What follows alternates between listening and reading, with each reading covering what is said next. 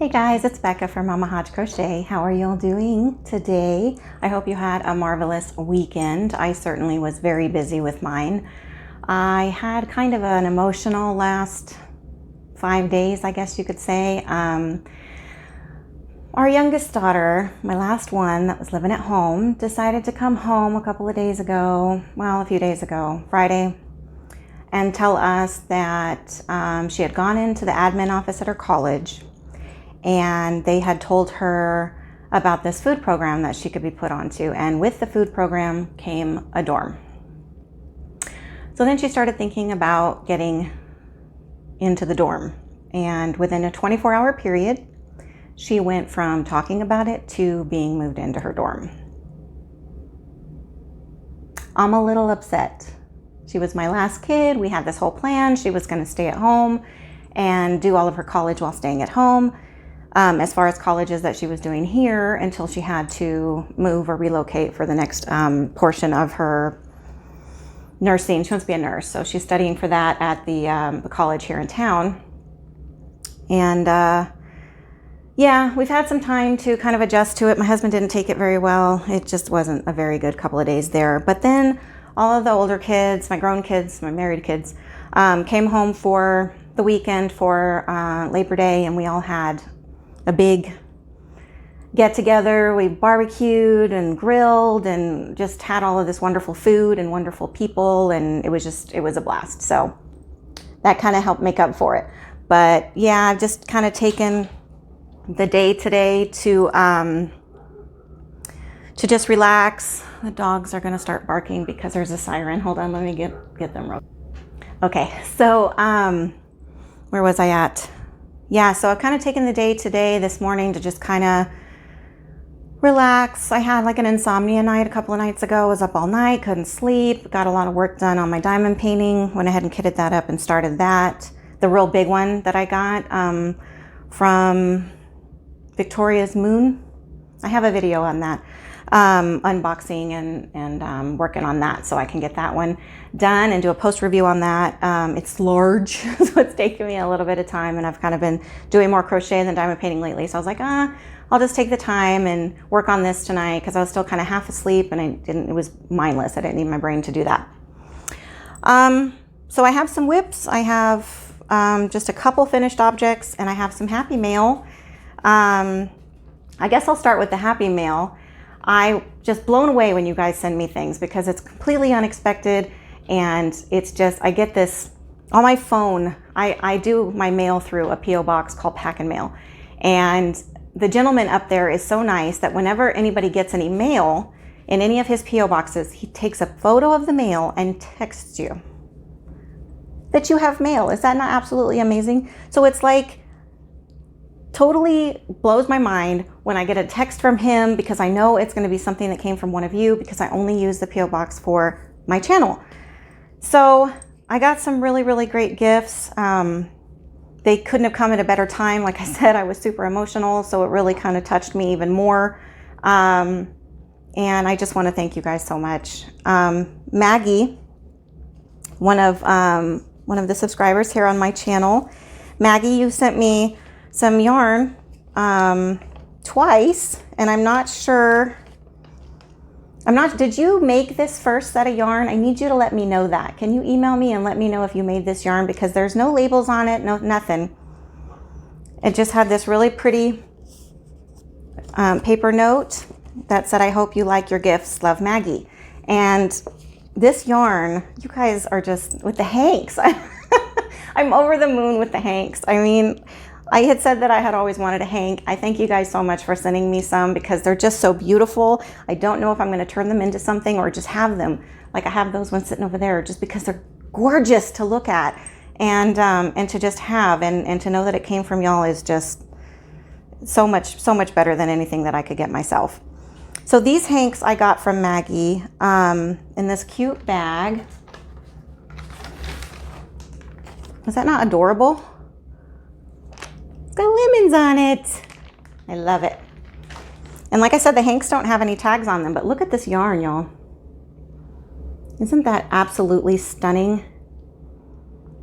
The colors are so pretty, And because there's no tags, I'm just wondering, Maggie, did you make these? Because if you did, honey, great job.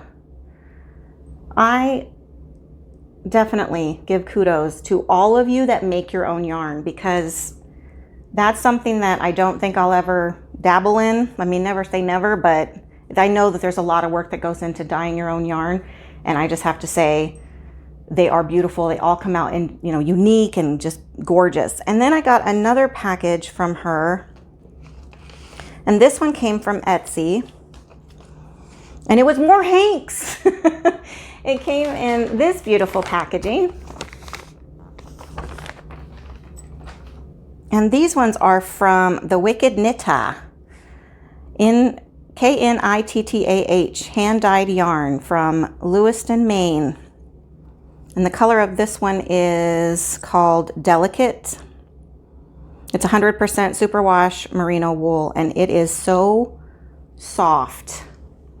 But look at the colors on this. So pretty. Oh, I love the speckling and the colors that just run up through. And she sent me 2 of those as well. So, just simply gorgeous, gorgeous, gorgeous. Maggie, you went out of your way, and I thank you so much from the bottom of my heart for sending me this stuff.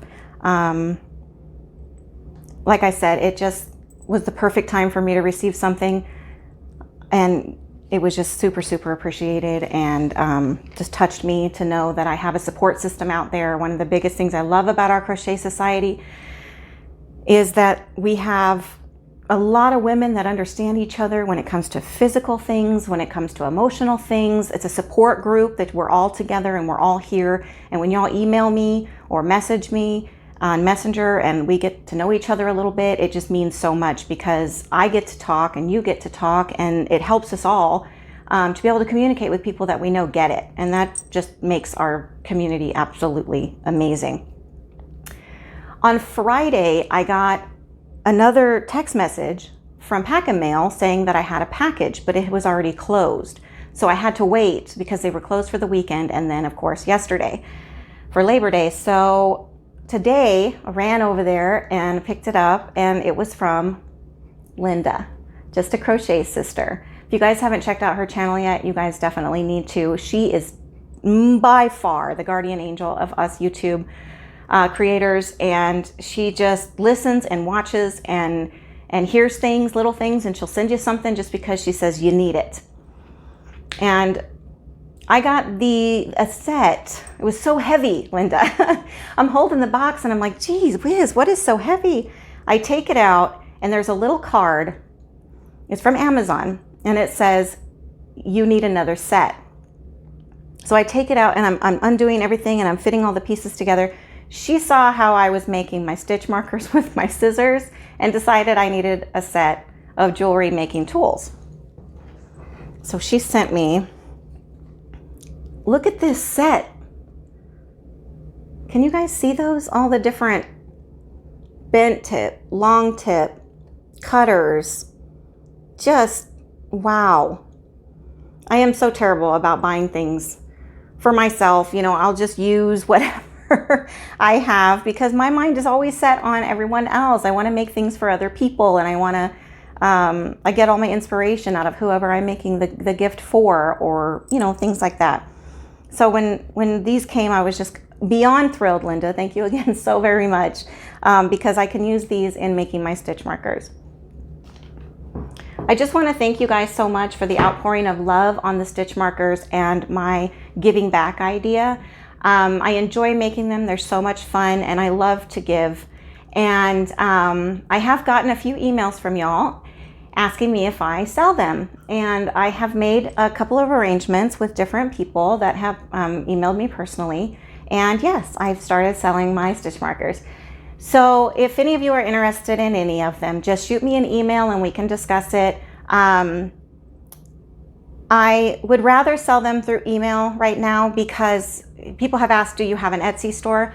I'd rather not have an Etsy store, because Etsy to me is a little bit more impersonal. That's more of like a bulk buy thing where people just make them up and then you choose what you like and it's out the door. I prefer to get an email from one of you, and then you guys say, hey, this is my favorite color. I prefer letters over numbers, or numbers over letters. I like, you know, different things. And that way I can make them personally just for you and get them out to you. A set that I have to show you guys. I'm working on a couple different sets. One of them asked for me not to show it on my video because she wants to be surprised. That is totally awesome with me. But this set I asked Betsy if she would mind if I shared them, because Betsy has a beautiful story. Now, I'm not going to go into too much detail, but Betsy has a wonderful, wonderful friend that has passed recently and is just, it's heavy on her heart. And it was so wonderful to get to know you, Betsy, and to talk to you about everything that's going on. Just know that I love you. I'm here for you. And you can message me anytime and we can talk out whatever you need to talk out. And that goes for all of you. But Betsy saw my angel charms and it made her think about her friend being her guardian angel. And that just touched me so, so much. So she also asked that I do letters. So I'm going to share these with you real quick. A lot of love went into making these. A lot of love goes into everything that I make because it just means so much to me. You know, when I'm making something for someone else and I know that they're going to get use out of it. I take a lot of pride in what I do. And she asked for the letters. I had bought the letters, like I said, from Joann's, and I got 2 sets. So I've already got them used up. So the next letters that I did order, I ordered in the square or the circle form, like the numbers that I've been using. So this set is the Angels set with the letters. And I just think they came out super, super pretty. I love the typewriter look on these letters. Of course, some of them are showing up backwards. But they just came out so lovely, and I asked her if I can show them on here before she gets them, and they always look different in person, of course, than they do. But it just really touched my heart, this story, and it was just really important to me that I make these for her. So that's a finished object, I guess, right? I've been working like mad getting the orders filled, and I will be making a video on my giving back, and I will update you guys on this next week's coming up giveaway. Finished objects, I only have 2. Well, you can say 4. I did tell you guys that I had made scarves to go with the hats. I can't find that pink hat that I made. I know it's got to be somewhere. And I had shown you guys that in my last video. It's got to be somewhere, right? Where would I put that? I don't know. But I made a scarf that goes with it. And I hope that they're okay, because these ones are for kids. And, you know, some kids are smaller than others, but definitely smaller when it comes to scarves. So hopefully they can use it around their neck or something. So this was just, you know, the cakes have that extra half a yarn. And I'm either going to continue doing this or I'm going to just make a second hat. I don't know, because these aren't coming out very long. But I mean, if they were to put them around their little tiny necks, and I mean, they would at least have like a small cowl type idea. But I just don't know. I'm thinking about it. You guys can give me your opinion down in the comments. Let me know. Should I just keep making tons of hats or do sets? Let me know. I could do some ear warmers. Oh, I could. Let me know. So my other finished object is a set.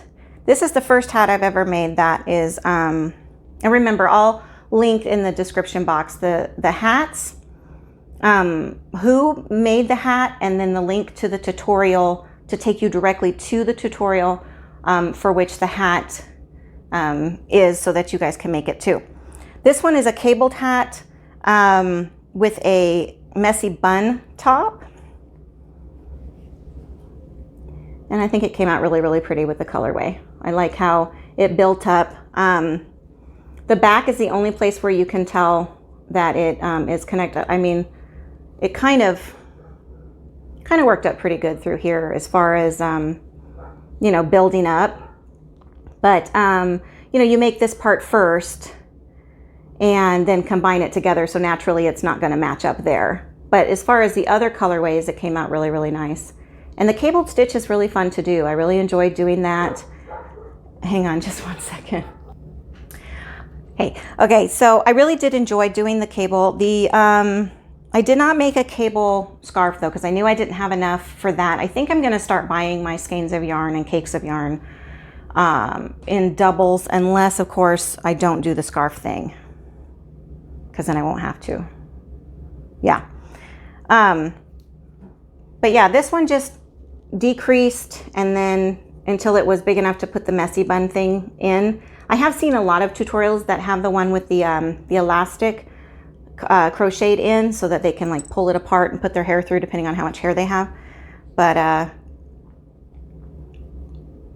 might make a couple more like that because I know kids like to throw their hair up and it might be more fun. So anyway, again, that's the cabled hat with the messy bun top.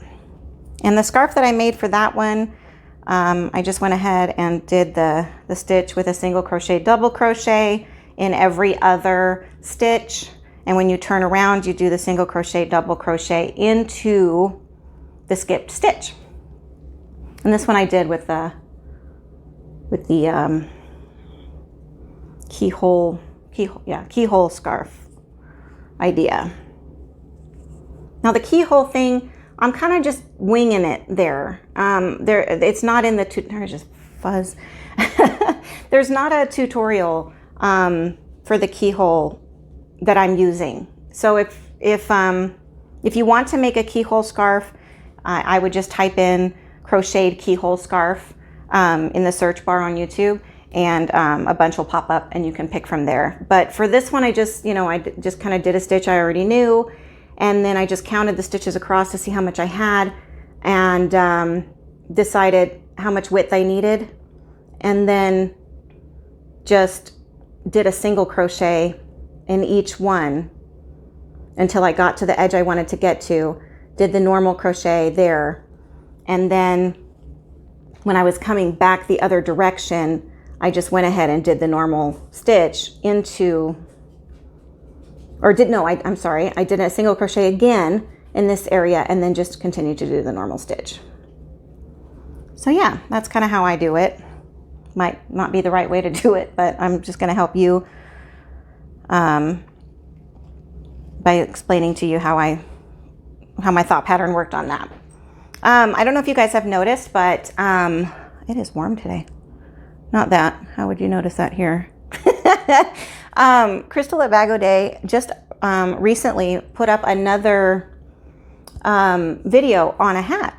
It's a new hat tutorial, which I'm sure she has a new hat pattern for. And this one was really, really fun to make. She makes the band a lot longer.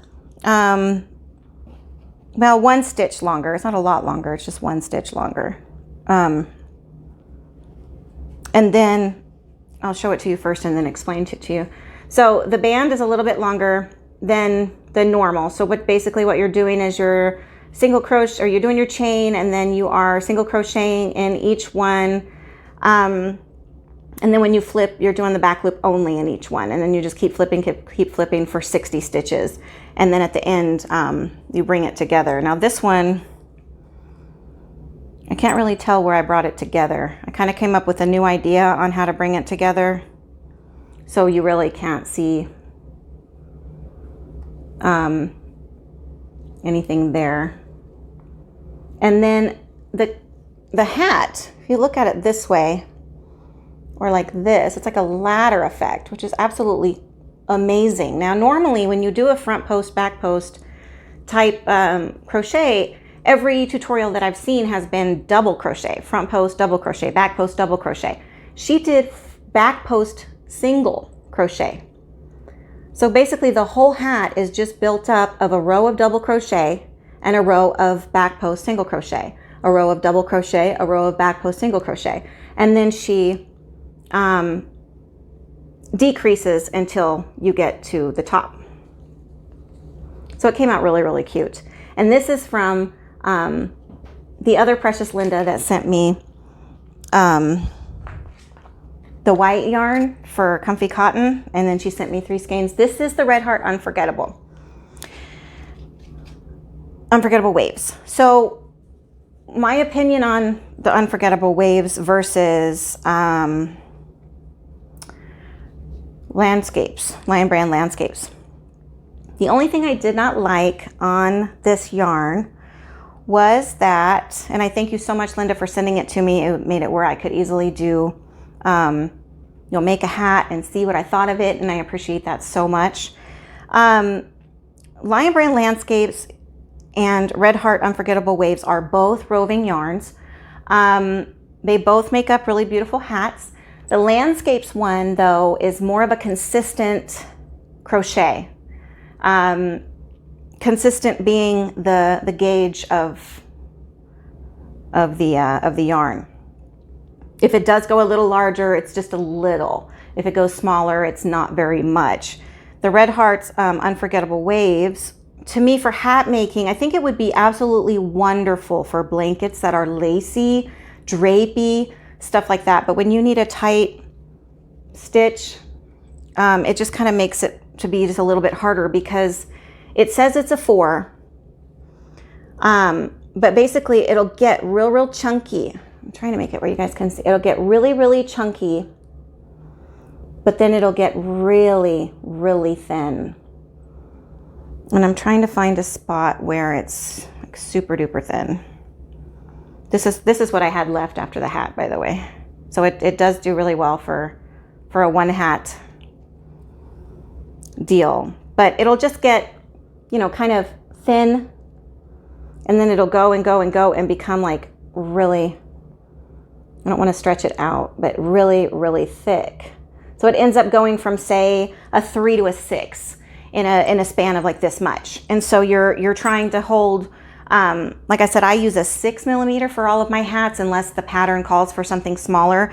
This one, I believe, yes, this one was a 6mm that I did it in. And it's just harder when you get to these thick spots, because to hang on to it, pull it through when you're trying to keep a tighter gauge. And then you're trying to make it a little looser when you're doing the really thin. I'm not saying I won't use it. I will. If I find a good deal on it, I'll use it. I'll make hats out of it. But if I had to give you guys a little bit of a comparison on the yarns, that's my opinion on that. So, and the colorway I used for that, because it's gorgeous. The yarn is absolutely gorgeous. If I was making a scarf or a shawl or a cowl or something that could be drapey and loose, or even a cardigan or something like that, then it'd be great, because I could use a larger hook, and it won't matter if it goes bigger to smaller, because then the bigger and smaller is giving it more of a aesthetic deal, rather than running into having a hard time doing it, because you need all your stitches to be uniform when you're making a hat, right? So the colorway I used for that is called Spices. And again, that's this one.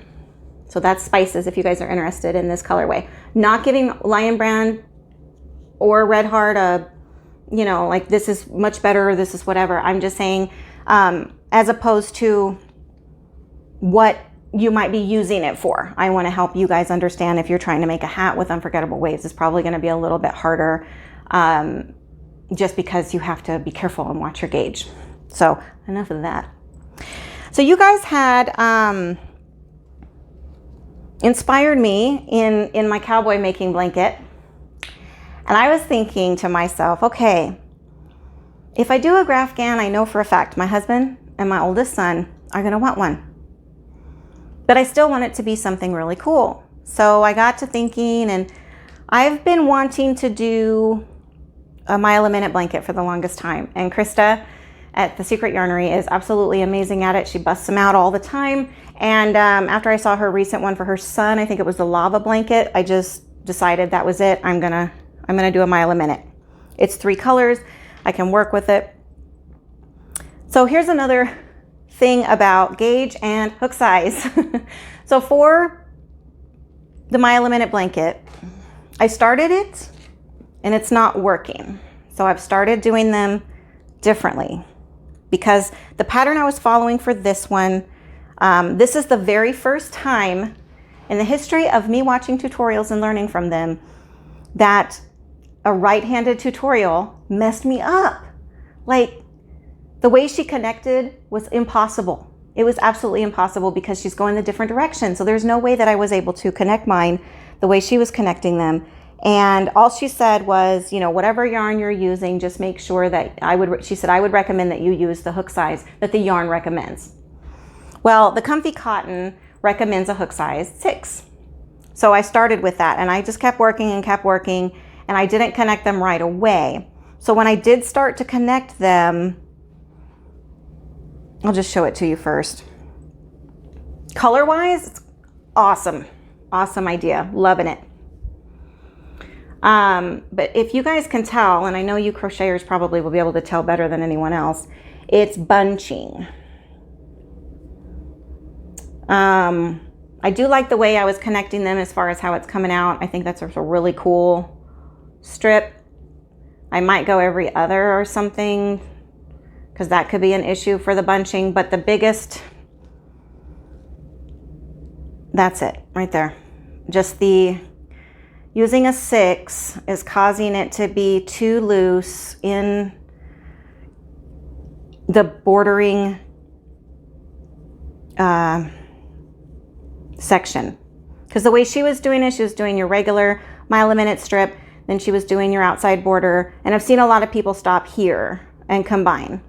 She was putting in a 3rd border, and then as she got to the end, she would, right after your last build for your points, she would connect it in the space, in that same space right there. And then she'd crochet her 3 and then connect it and crochet her 3. So she was like holding on to both strips as she was working her way down the blanket. Well, that wasn't working out for me because I kept trying it and it was just an odd, the angle, I don't know if it's a left hand, right hand thing. It could just be me and I just couldn't figure it out. So then I would took the 2 together and just connected in each stitch and was just doing like a back loop and a front loop of each stitch. And I just like how it made it look stitched all the way down. I think that's a really, really neat thing, but I'm gonna have to come up with something else. So instead of doing this way, I'm probably gonna give this to my husband because this was him, okay? So I'm crocheting. So imagine I've got this strip right here, right in my lap. It's laying. I'm crocheting away. My husband comes in around the corner and he's like, ooh, that's pretty. And I look up at him and he goes, I know I said I wasn't gonna want one, but I want one. I was like, I knew for a fact there was no way I was gonna be able to make any blankets Cowboys colors and not have every single male want one. So so I'm probably just gonna give him that. He can put it on his office chair at work, you know, and just have it. So what I'm doing now is I went down a hook size. I went from 6.5 to 5.5, or 6 millimeter down to a 5.5 millimeter. And it's coming out a lot better. So these are the strips that I'm making right now. And it's a lot of fun. It's something I can sit and tinker with. Yeah, and it comes out really, really pretty. So I'm doing the gray with the blue and then strips of the blue with the gray, and then I will connect all of them with white. And I think it will look really, really good. And I'm just trying to get as many out as I can. With Mile a Minute, if I had to give any pointers to it, I would say I was using my counter in the beginning, but then there were times I wasn't actually pushing it because you really do get through each little row of the little fans here, wings, really, really fast. And that's what you build on. You just keep going up with those.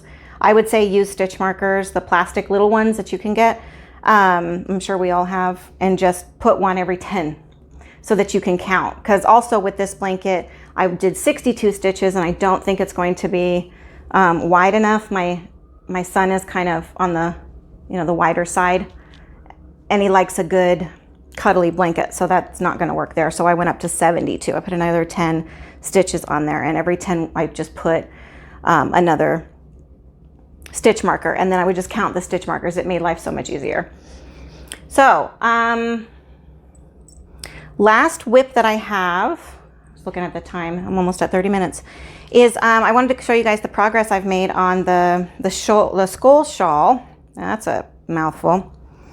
I wanted to wait to make any more on it till my daughter-in-law came over the weekend and kind of put it on her. She wants it way bigger, so I got some work to do. I almost gave up on this. And I almost threw it across the room and said, nope, not doing it, because the tutorial and the pattern were both written only till you get to the 15th row. And it confused me.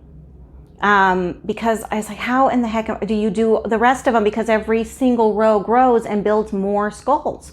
So I didn't know what to do. So then I took my time, I went back and I listened and watched each tutorial and wrote down an abbreviated version of notes for myself to just kind of glance over at when I got to that row. Because then I realized, okay, well, it makes up 15 rows before you repeat. And you just keep repeating, even though it builds, you're still repeating the same thing. You're just repeating it longer. So once that kind of clicked, I still, was like, okay, I can do this. And it's gotten easier that way. So this is what I've got so far. So first I'll show you I can't go any part of it. The length of it. The colors are coming out gorgeous. Each row has an additional 2 skulls on it, and then the skulls are right there. Look at the little sugary skull. It's gorgeous because when you're working the outsides, it naturally does a cool bordering. So I won't have to go back through and border it when I'm finished. And I finally figured out what they meant when they said 15. Because this is how he words it. When you reach the end of your 14th row, and you want to, this is exactly how he said it though. He says, when you reach 15, when you are finished, how did he word it? I'm just going to keep you on here for another. He says something like, when you have finished with your rows and you get to 15, stop. Because there's a 15A. And then he goes in and shows you another tutorial that he wasn't planning on doing that shows you 15A. And so for the longest I was like, what in the heck is he talking about? And then I realized, oh, okay, he means, because she says it the same way in her tutorial or in her written pattern. What they mean is when you get to the top of the whole project, you're completely finished, there is a row that you do to top it off, to make it real pretty, to go with the rest of the real pretty. I don't know why they couldn't just say that, but I figured it out. So I've been working on this, just kind of every now and then. I get bored with it after a few rows and then put it down. I need to just get it done though. I was on a roll one night and then I said to myself, well, it fits me, but I know that she likes hers a little bit differently. So I need to wait till she comes over and then I can measure her and see, and we'll go from there. But that's my updated video for the week as far as WIPs, faux, and happy mail, or just other things. Thank you guys again for watching. I hope you enjoyed spending time with me. I sure did enjoy spending time with you. And until the next video, I'll see y'all later. Bye.